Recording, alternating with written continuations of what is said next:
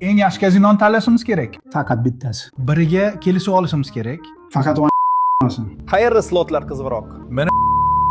Roziman. To'lovlar qanday bo'ladi? Nima demoqchisiz? Tezlik, qulaylik.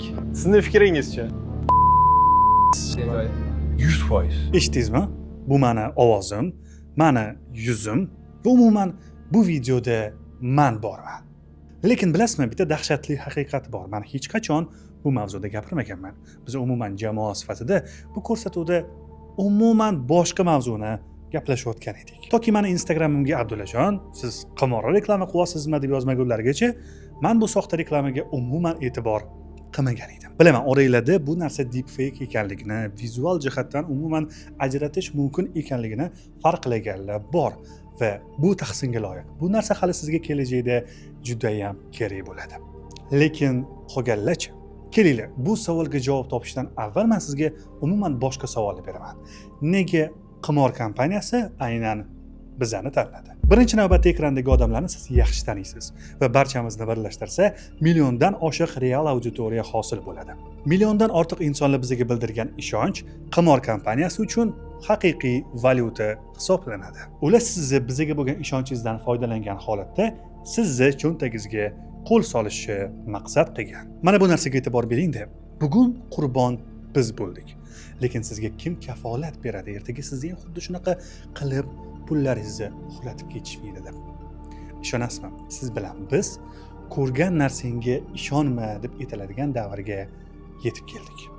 Taxminan 5 yil avval biz bu jarayonni ostonasida edik, lekin bu davr hozir ayni damda boshlandi. Shunday ekan, yaxshilab o'rnashib oling. Bugun biz raqamli jinoyatni yangi davri haqida gaplashamiz. Bugun siz qanday qilib AI insonlar dinini o'zgartirmoqda? Qanday qilib ilk deepfake kompyutersiz amalga oshirilgan? Biz ishonch bildirayotgan sun'iy idrok qanday qilib odamlar ishonchini o'ldirishi mumkin? Va qanaqasiga aynan sun'iy intellekt ortidan o'zbekistonliklarni 1 trillion 890 milliard so'm pulini uxlatib ketishdi? Bugun aynan mana shu savollarga javob topasiz. Sezib turibsizki, holat aslida siz o'ylaganingizdan ancha qorong'u va ancha tuban. Biz ana shu tubanlikka siz bilan birgalikda sho'ng'iymiz. Siz esa bu video ko'pchilikka yetib borishi uchun albatta unga like bosib qo'ying va do'stlaringiz bilan baham ko'ring. Boshladik.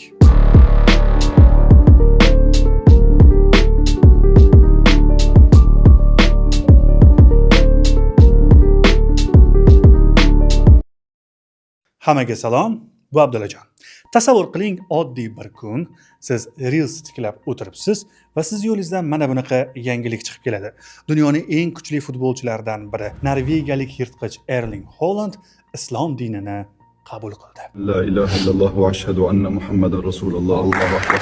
Izohlardagi quvonchni ko'ryapsizmi? Odamlar baxtli. Hamma bu videoni do'stlariga ulashmoqda. Lekin mana bu savolimga javob beringchi. Qachondan beri odamlar musulmon bo'lish uchun cherkovga boradigan bo'lib qoldi? In nomine Patris et Filii et Spiritus Sancti. Ko'rdingizmi? Lekin bu videoni birinchi marta tomosha qilayotganingizda bu detallarga umuman e'tibor bermadingiz. Sizning e'tiboringiz voqealikka, emotsiyaga qaratilgan edi. Sizdagi bu emotsional holat mana shu videoni yaratgan insonlar xohlagan holat hisoblanadi. Aslida bu voqea umuman sodir bo'lmagan. Bu shunchaki algoritmlar tomonidan yaratilgan navbatdagi MP4 formatidagi oddiy video. Haaland Angliya Premyer Ligasi top 5 musobaqalarini originalni esa faqatgina Setanta Sports'da tomosha qilishingiz mumkin. Qolganlari fake. Agarda shundoq Instagram yoki TikTokingizni ochib, shunday scroll qiladigan bo'lsangiz, har 5 ta videodan bittasi ana shunaqa sintetik kontentdan iborat bo'ladi. Bunaqa kontentni tayyorlash uchun hech qanaqa kamera, obyektiv, batareyka, fleshka, uni montaj qilish kabi inson omili kerak bo'lmaydi. Shunchaki promptlar, kodlar orqali tayyorlanadi. Aynan shunaqa kontentga esa ssenariy eng oxirgi o'rinda bo'ladi. Va aynan shu kontent sintetik media deb ataladi. Wondergraph tashkiloti ma'lumotlariga ko'ra, content makerlarning deyarli 85% hozir sun'iy intellektdan faol foydalanmoqda. Endi esa tasavvur qiling, bunaqa videolarni tayyorlash juda ham oson bo'lib qoldi. Oddiy maktab o'quvchisi ham YouTube orqali sintetik content tayyorlashni o'rganishi mumkin. Va endi keyingi bosqichga e'tibor bering. Buni ortidan qancha manbasi yo'q bo'lgan, mavjud bo'lmagan videolar tayyorlanadi. va bu juda ham katta disinformatsiyalar tarqalishiga sabab bo'lishi mumkin. Siz bilan biz yashayotgan davrni qo'rqmasdan raqamli xaos deb atashimiz mumkin. Ammo shunday bo'lishini ancha avvaldan taxmin qilishgandi. O'tgan asrda Jean Bardier ismli fransuz faylasufi shunday yozib qoldirgan. Shunday kunlar keladiki, nusxasi yo'q nusxalar haqiqatni siqib chiqaradi. O'sha paytda bu odamning gaplari tashqaridagilarga qanaqadir aqldan ozgan faylasufning gapidek eshitilishi mumkin, chunki o'zingiz ham mantiqan o'ylab ko'ring, qanaqasiga nusxasi yo'q nusxa bo'lishi mumkin. Lekin bugun Bardier haq. Bardierning taxminlari hozirgi kunga kelib deep fake deb ataladi. Tasvir orqali yolg'on yoki bo'lmagan voqeani ommaga tatbiq qilish 180 yil avval birinchi marta ro'y bergan. Tarixga qaytamiz. Ekraningizda ko'rib turgan bu surat insoniyat tarixidagi eng birinchi ommaviy deepfake. Biz unda suvdan tortib olingan jasadni ko'ryapmiz. Suratdagi o'lik bu Ipolit Bayar. U fotografiya olamida katta yangilik qilganini ta'kidlab, davlatga murojaat qiladi, ammo u qilgan yangilikni boshqa bir fotograf Louis Daguerre nomiga patentlashadi. Alamizaga tushgan Bayar nima qildi deb o'ylaysiz? U fotografiya olamidagi birinchi manipulyatsiyani, o'zini soxta o'limini tasvirga oldi. Endi o'sha davrdagi insonlarning miyasi qay darajada portlaganini tasavvur qilib ko'ring. Ular suratdagi odamning tirikligini bilishardi, ammo ular ko'rib turgan rasmdagi odam o'lik edi. Xuddi shunday holatni biz aka-uka Lumerlarni poyezdni stansiyaga kirib kelishi qisqa metrajli filmida ham ko'rishimiz mumkin. Aka-uka rejissyorlar uni kinoteatrda namoyish etishganida, odamlar ularning ustiga chindan ham poyezd kelyapti deb o'ylagan holda kinozalni tark etishgan. Aynan o'sha lahzalardan boshlab esa insoniyatni tasvirga bo'lgan eng asosiy baholardan biri qo'yilgan. Ya'ni fotosuratni o'zi haqiqiy bo'lishi mumkin, ammo undagi voqelik soxta bo'lish ehtimoli ham bor. Aynan shu lahzadan boshlab fotografiya o'zining eng g'alati va qorong'u yo'liga kirib ketdi. 19-asrda shunday dahshatli tendensiya paydo bo'lganki, odamlar vafot etgan yaqinlarini xuddi tirik odamdek kiyintirib, stulga o'tkazib qo'yib, oilaviy fotosessiyalar uyushtirishgan. Chunki suratdagi odam tirikmi yoki o'lik, faqatgina ana shu fotosurat egasigina bilardi xolos. Bu fotosuratlarni men sizga namoyish etardim, lekin YouTubening qoidalariga to'g'ri kelmaganligi tufayli ko'rsata olmayman. Meni Telegram kanalimda ularni tomosha qilishingiz mumkin. Havola mana shu yerda yoki pastda qoldiraman. Ko'rib turganingizdek, fotografiya har doim yolg'on bilan yonma-yon bo'lgan. Birgina tugmachani bosish orqali noto'g'ri, fake ma'lumot tarqatish imkoniyati bo'lgan. Hozirda esa bir dona tugmacha va bir nechta promptlar orqali fotografiyadan videoni yasab, yolg'on ma'lumotlar tarqatish yoki insonlarni aldash mumkin. Mana bu suratga e'tibor bering. Bir qarashda juda ham oddiy rasm, shunaqami? Lekin bu yerda bitta muammo bor. Bu inson aslida mavjud emas. Lekin qanaqasiga? Hozir javob beraman.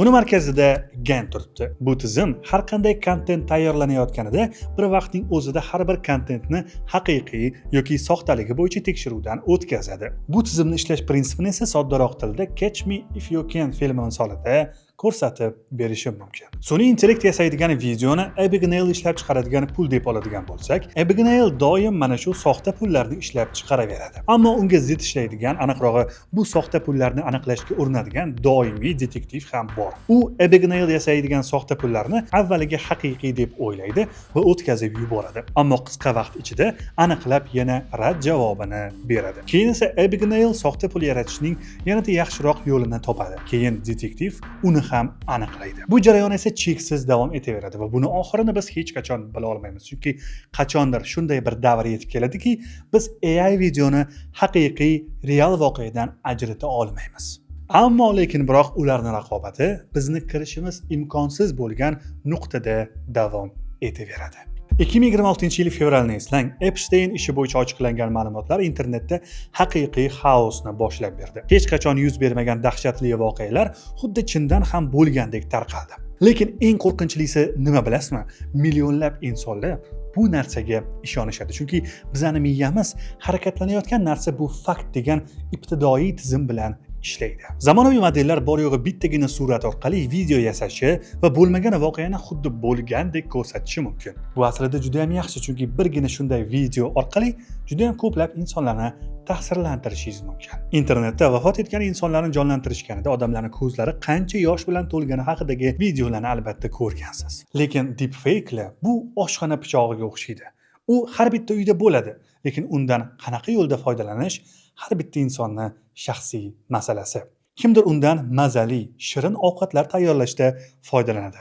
Yana kimdir esa jinoiy ishlarda. So'nggi yillarda O'zbekistonda deepfake videolardan o'zini boshqa maqsadlar yo'lida foydalanadigan jinoyatchilar ko'payib ketgan. 2021-yilda kiber jinoyatlar soni 4865 ta edi. Lekin 4 yil ichida 12 barobarga oshib ketdi va o'tgan yilning o'zida 1 trillion 890 milliard so'm kiber jinoyatchilar tomonidan o'zlashtirilgan. Deylik, internetda reellarni scroll qilib o'tirganingizda Adiz Rajabov trading bilan shug'ullanayotgani haqida gapirib, sizga oson pul topishni o'rgatmoqchi bo'lsa, nima qilasiz? Salom do'stlar, Adiz aloqada. Keling birga hisoblab ko'ramiz. 525 ming so'm bu bitta yaxshi restoranda ovqatlanish puli. Lekin aynan shu pul sizning doimiy daromad manbaingizga aylanishi mumkin. Qanday ishlashni bilmoqchimisiz? Hammasini Telegram botimda yozib qo'yganman. Katta auditoriyaga ega shaxs, undan tashqari yoshligingizdan beri bu odamning filmlarini tomosha qilib katta bo'lgansiz. Ishonsa bo'ladi. Lekin bu yolg'on. Aktyorning o'zi ham buni ortidan aldanib qolmanglar deya bir necha bora bayonot berib, odamlarni ogohlantirmoqda. Ovozimdan foydalangan holda sun'iy intellekt orqali har xil videolar, firgarlik sxemadagi videolar qilishyapti. Xuddi shunaqa holat bir necha yil avval Timur Alixonov bilan ham yuz bergandi. Bloger Timur odamlarga yaxshi hayot tarzini targ'ib qilish uchun Telegram kanal ochganligi haqida gaplar tarqalgan. Ammo bu kiber jinoyatchilar tomonidan uyushtirilganligi ayon bo'lgan va uni o'zi YouTube sahifasida bu haqida alohida videolar tayyorlagan. Yuqorida havolani qoldiraman. Bu videodan keyin o'tib bemalol tomosha qilishingiz mumkin. Lekin bu ham mayli. Timur Alixonov yoki Adiz Rajabov, ammo pul bermoqchi bo'lgan inson, dunyoning eng boy shaxslaridan biri Alisher Usmonov bo'lsa-chi? Я, Алишер Усманов, испытывая сильную любовь к своему народу, устал видеть, как простые люди тонут в нищете. Поэтому я запускаю свою инвестиционную кампанию, которая поможет жителям Узбекистана осуществить свои мечты. Tarmoqlarda ayniqsa yoshi katta o'zbekistonliklar ko'p foydalanadigan Facebook platformasida shu insonning videosi doimo aylanadi. Lekin bu video aslida shunchaki deepfake va uni originalni topish unchalik ham qiyin masala emas. Я, Алишер Усманов, испытывая сильную любовь к своему народу, вообще, если честно, давным-давно уже великий русский писатель Булгаков в повести «Собачье сердце» описал такого персонажа. Kadrda katta ta'sir doiraga ega shaxs turganida bizni tanqidiy fikrlashimiz shunchaki o'chib qoladi. Shu sababli ham biz ularga ishonib qolamiz va pullarimizni yo'qotamiz. Siz bilan biz 2025-yilda juda ham antiqa davrga qadam qo'yganmiz. Endi biz shunchaki ko'rganimizga ham ishona olmaymiz. Xo'p, tushundim Abdullajon. Xullas, bu videoning asosiy maqsad odamlarni ogohlantirish bo'ldi. Bundan keyin videolarni sinchiklab tomosha qilamiz va diqqatli bo'lamiz. Bo'ldimi? degan fikr sizning miyangizga kelgandir. Lekin bundan ham chuqurroq, tubanroq bo'lgan yana bitta mavzu bor. Siz bilan biz shunday davrga keldikki, deepfake'lar bu shunchaki firibgarlar uchun oddiy qurol emas, balki haqiqiy qalqonga ham aylandi. Amerikalik tadqiqotchilar Bobby Chesney hamda Daniel Citron tajribalar o'tkazib, antiqa atamani o'rtaga tashlashdi. Uni nomi Liars Dividend, ya'ni yolg'onchilar dividendi. Bu nima degani? Tasavvur qiling, biror amaldor yoki mashhur shaxs videoda nojo'ya ish qilib qo'ydi yoki noqonuniy gap aytdi. Dalil 100% haqiqiy. Lekin javobgarlik oldida turgan mana shu shaxs zamon rivojlanib ketganini yaxshi biladi va kadrdagi men emas, balki sun'iy intellekt orqali tayyorlangan deepfake video deb ayta oladi. Citron va Chesney bizni bir narsadan ogohlantirishmoqchi. Jamiyat soxtalikni aniqlashga shunchalik berilib ketadiki, asosiy xavfni o'tkazib yuboradi. Aslida tahdid videoni soxtaligida emas. Asosiy tahdid bu mavjud faktni shubha ostiga olinganida. Yanada soddaroq tushuntiradigan bo'lsam, endi bu yerda birinchi faktni olib kelgan inson emas, balki ana shu faktni bu AI deb baqirgan inson yutadi. Shunaqa. Buni ortidan nima bo'ladi? Jamiyatda ruhiy bosim yanada ortadi va odamlarning bir-biriga bo'lgan ishonchi ancha pasayib ketadi. Lekin bundan ham yomoni sizni shaxsiy ruhiyatingiz. Chunki bizning miyamiz evolyutsion jihatdan ko'rganimga ishonaman degan dastur bilan yaratilgan. Misol uchun videolarda arslon odamga qarab yaqinlashib kelayotganini ko'rsak, doim hayratlanganmiz. Lekin hozirda arslon Cristiano Ronaldo bo'lib chiqishi mumkin.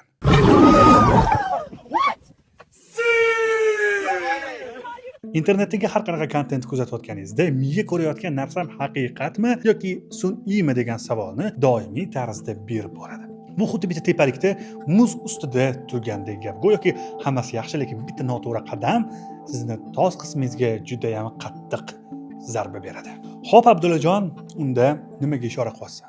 Gap shundaki, AI videolarga ishonmaslik oxir-oqibat sizni oddiy atrofdagi insonlarga ham ishonmaslikka olib keladi. Deepfake videolarni haqiqiy yoki yolg'onligini ajratishdan charchagan miya faqatgina ishonch doirasiga kirgan odamlarga ishonganim ma'qul degan qarorni chiqaradi.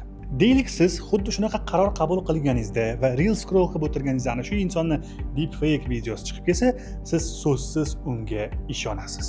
Balki bu narsaga siz e'tibor bermassiz, ammo kattalar ishonishadi. Misol uchun, kattalar DVD disklarda tarqagan Qur'oni Karim kitobini tepib sichqonga aylanib qolgan qiz hikoyasiga menimcha haligacha ishonishadi. Esimga tushib ketdi.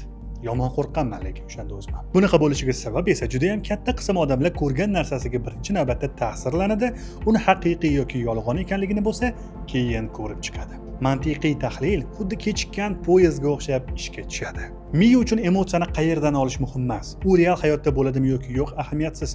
U bodring va pomidorning o'zaro xiyonatidan ham ta'sirlanishi mumkin ekanligini ko'rib olamiz. Tasavvur qilyapsizmi, internetdagi mana shunaqa yuzlab soxta fojialarni ko'rgan miya juda ham ko'p ta'sirlanadi va o'ziga keladi. Oxir-oqibat charchaydi. Xuddi kuyib qolgan platadek hid chiqarishni boshlagan miya oxir-oqibat o'zini qayta tiklash uchun o'ta radikal rejimga o'tadi hamda ikkita uslubni qo'llaydi. Birinchisi mutlaq befarqlik. Agar hamma narsa soxta bo'lishi mumkin bo'lsa, nimadir deb siqilishdan nima ma'no degan tushunchani hosil qiladi. Ikkinchisi bo'lsa bu surbetlik. Ya'ni obyektiv reallikka ishonch yo'qoladi. Ya'ni hamma joyda yolg'on bor ekan, men hech narsaga ishonmayman deb turib oladi. Ba'zi insonlar esa aynan mana shu holatni bu tanqidiy fikrlash deb o'ylashadi. Ammo shu yerda ham xatoga yo'l qo'yishadi. Endi esa shuncha ma'lumotlardan keyin miyangizda avtomatik paydo bo'lgan bitta savolga javob beraman. Xo'sh, savol ularga qarshi kurashish mumkinmi o'zi? Albatta. Deepfake videolarning yaralishi haqidagi ma'lumot esingizdami? GAN tizimi o'z video yaratib, uni soxta ekanligini aniqlaydi va o'zini o'zi upgrade qilib, oxir-oqibat yana o'zidan o'zadi. Keyin esa yana qo'lga tushadi. Doimo o'zini yangilab boradigan tizimga qarshilik qilish juda ham qiyin, ammo 3 ta effektli usuli bor. Ulardan biri texnik. Texnik tomondan hozirda ko'plab kompaniyalar har bir yaratilayotgan raqamli kontent uchun raqamli pasportni joriy qilish bo'yicha ish olib bormoqda.